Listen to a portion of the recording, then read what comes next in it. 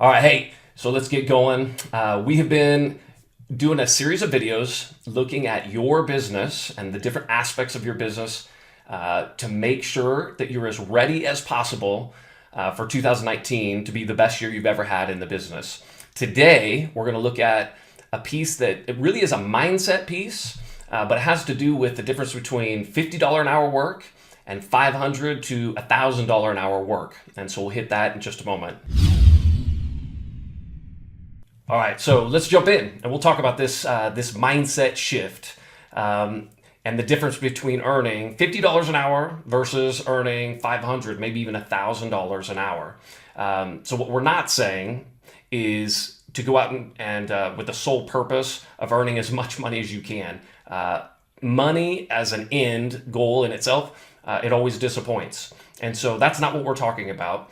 But what we are talking about is how you value your time. And if you're somebody who's committed to working 40 hours a week or maybe more, maybe less, but like whatever that number is for you, you do have a choice in what you're earning with the hours that you're spending in your business. Like that's the mindset shift. Like I would like to spend the exact same amount of time in my business. I don't want to spend more time, maybe even want to spend less time at work. But I want to make more than I'm making. I want to make a higher dollar per hour, right? And so I think the first thing that's got to happen is you got to realize it is a choice. Like if you're making less than you would like to make, you have to take some ownership up front. That you have a vested interest in your business. You have the ability to make changes in what you do each day and how those activities then reflect in what your paycheck ends up looking like.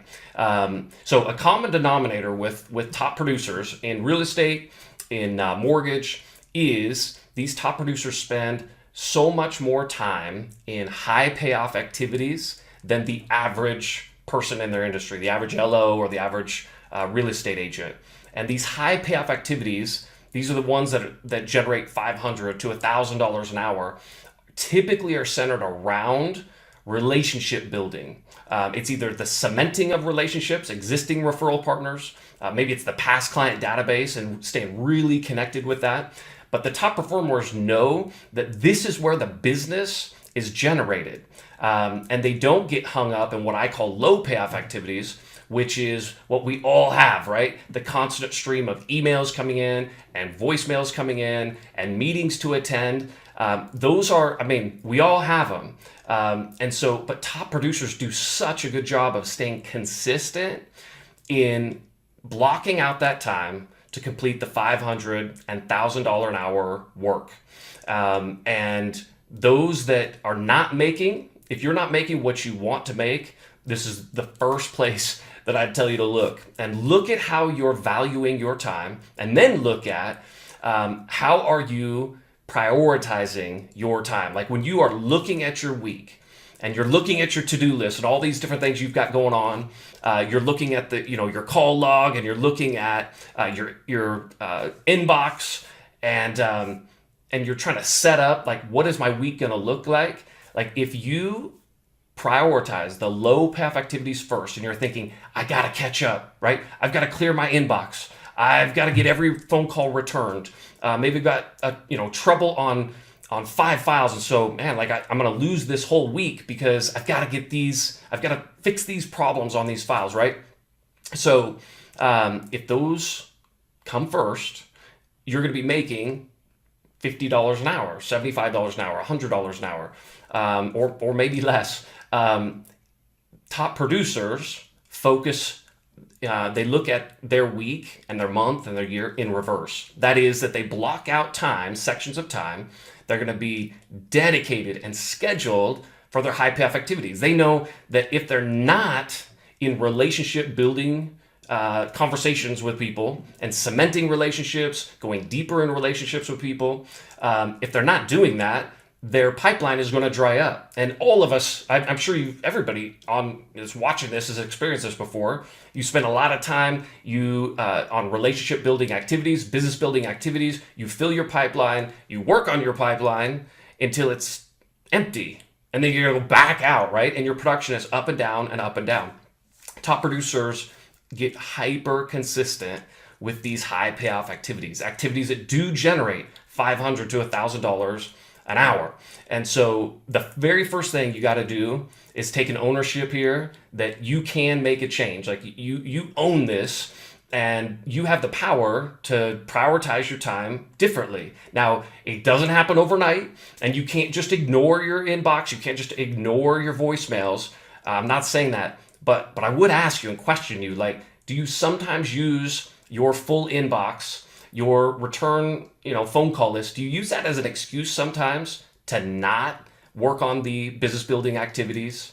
That's a hard question, and only you can answer that. But I have found when I'm talking to people that answer pretty consistently, I'll say less than 100% of the time, but very, very high percentage of that for people is, yeah, I actually do use that as an excuse.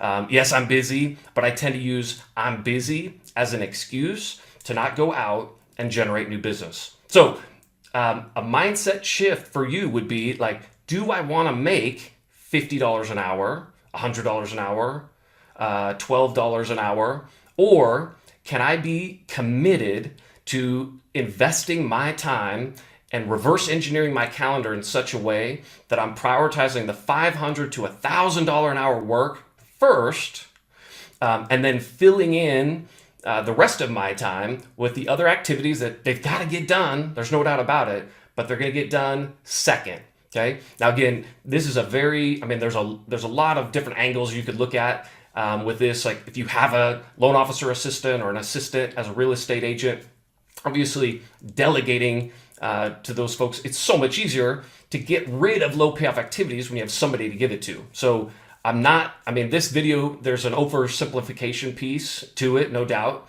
But that said, I don't want to let you off the hook. Like, are you using your time as wisely as you could? Would there be a difference in your loan production if you put $500 to $1,000 an hour activities, and you know what those are for you, and you put those first? And I could almost assure you, there's something that you can pick up, and perhaps a huge increase in your business with just that little tweak in how you look at valuing your time. Okay, so I hope that's helpful, and we'll see you back here for the next video, probably tomorrow. Thanks, bye.